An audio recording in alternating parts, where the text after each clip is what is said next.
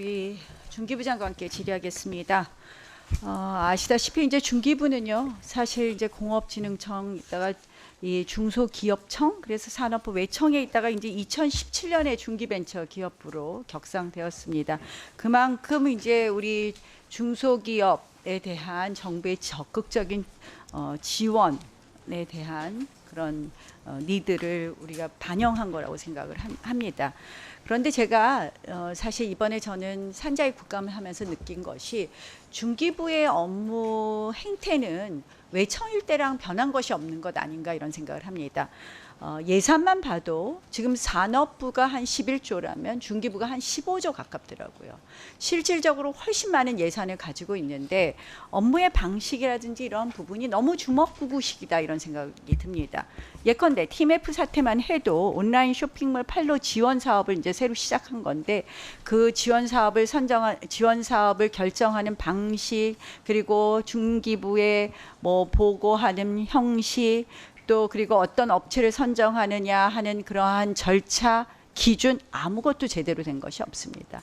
나중에는 지원금을 나누어 주는 것도 협약이라는 그런 이름 하에 사실은 친한 사람 더 많이 나눠주는 것 같은 그런 행태였습니다.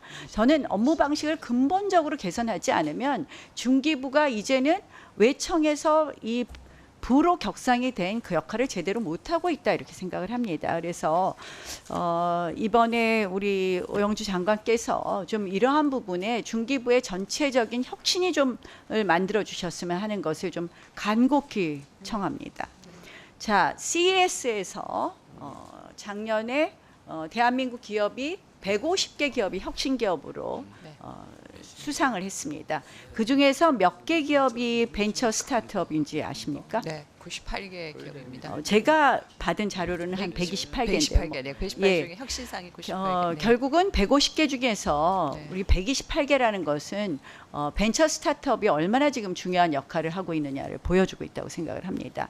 그런데 아마 이런 거 기억하실 겁니다. 2021년에 미국 정부가 우리 대한민국의 반도체 주요 기업들에게 자료 요구를 했습니다. 네. 사실 우리 대한민국의 주요 기업의 아주 중요한 정보를 통째로 내놓으라 이렇게 보일 수 있었습니다. 그렇습니다. 그래서 그 이후에 2022년에 우리 국가 첨단 전략산업 경쟁력 강화 및 보호에 관한 특별조치법을 만들었고 2023년에는 국가 전략기술 육성에 관한 특별법도 만들었습니다.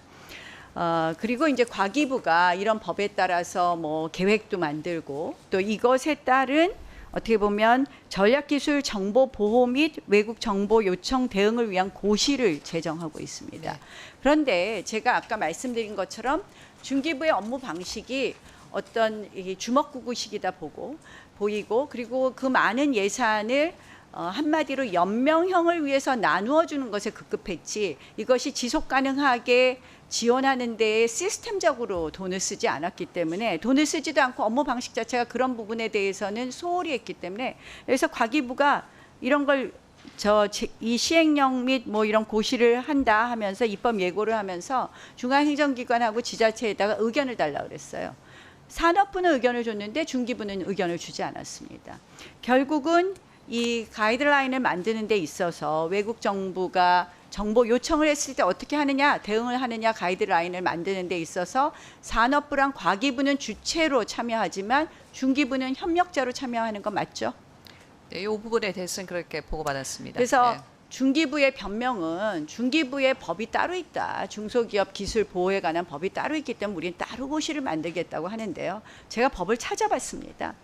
거기에는 사실은 뭐 관련된 비슷한 규정이 있다고 할 수도 있겠지만 외국 정부가 정보를 요구했을 때에 관한 그런 구체적인 규정은 없습니다. 사실은 이 지금 과기부가 하는 거에 같이 중기부도 주체로 참여했어야 됩니다. 네.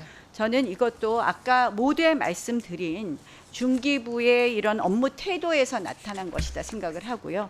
지금 이 부분에 있어서 어쩔 수 없겠지만 앞으로 다시는 이런 식으로 그냥 협력자의 위치에 있지 않고 주도자의 위치가 될 수 있도록 그것이 바로 중기부를 부처로 격상한 뜻이라고 생각을 하고 역할을 네. 해주실 것을 촉구합니다. 네. 특히 이 부분에 있어서는 앞으로 벤처 스타트업의 기업이 혁신 뭐 대상을 그렇게 많이 수여하는 것처럼 굉장히 벤처 스타트업의 기술 보호가 중요한 이상 이 부분에 있어서 좀 제대로 네. 고시를 만들 것을 촉구합니다. 전기요금 인상을 엊그저께 발표했습니다. 네. 중소기업은 5.2% 인상하는 것을 발표했는데요. 사실 이 에너지 소비량의 79%를 전력에 의존하는 중소기업으로서는 우려가 매우 크다. 특히 이제 중소기업 중에서 뿌리 산업 부분이 사실상 전력 전기료가 제조원가의 30%가 넘더라고요. 결국 이 뿌리 산업이 이렇게 전기료에 상당히 의존하고 있는데 뿌리 산업의 위축이 우려됩니다. 네. 이 부분에 대해서 뭐 중기부가 아마 아직 어떤 방안도 네. 마련하시지는 않으셨을 것 같은데요. 네, 네. 아시다시피 이제 뿌리 산업이라는 것이 뭐 제조업의 근간이기도 하지만 로봇 뭐 이런 부분에 있어서는 실질적으로 4차 산업의 주요한 네. 분야이기 때문에 4차 산업혁명에 있어서 그래서 지금 정부가 뭐 재정 지원도 하고 또 그런데 그 뿌리 산업의 99.1%가 중소기업 아닙니까? 그래서 그렇습니다. 이 부분에 있어서 전기요금 지원에 대해서 네. 그러니까 중소기업 전체가 아니라 이 중소기업 중 뿌리 산업에 대해서 전기료 지원에 대해서 좀 고민을 하셔야 되는 것 아닌가 이렇게 네. 생각하는데 장관님 의견 어떻습니까? 네, 뿌리산업 전체를 좀 더 저희가 혁신적으로 계속해서 지속 성장시켜 나가야 한다는 생각을 가지고 있고요. 그 과정에 있어서 이번에 오른 전기요금이 어떤 영향을 미칠지 저희도 지금 검토를 하고 있습니다. 재정 당국과의 협의도 필요한 상황이기 때문에 그런 부분들을 검토하면서 필요한 조치가 있다면 제가 적극적으로 하도록 하겠습니다. 그래서 이제 일본은 뭐 보조금 주고 네. 독일은 뭐 요금 상한제 일부 부분에 있어서 요금 상한제도 주고 뭐 특별 균등 제도도 주고 뭐 여러 가지 지원이 있더라고요. 네. 그래서 이러한 부분을 조금 한번 검토하셔서 네. 네, 네, 그렇게 네, 의원님 주신 말씀대로 중기부가 좀 더 전략적이고 정책적인 부분이 더 보완돼야 되는데 공감하고 있습니다. 여러 부분에 열심히 하고 있지만 모자란 부분들에 대해서는 더 보완해 나가도록 하겠습니다. 네. 네.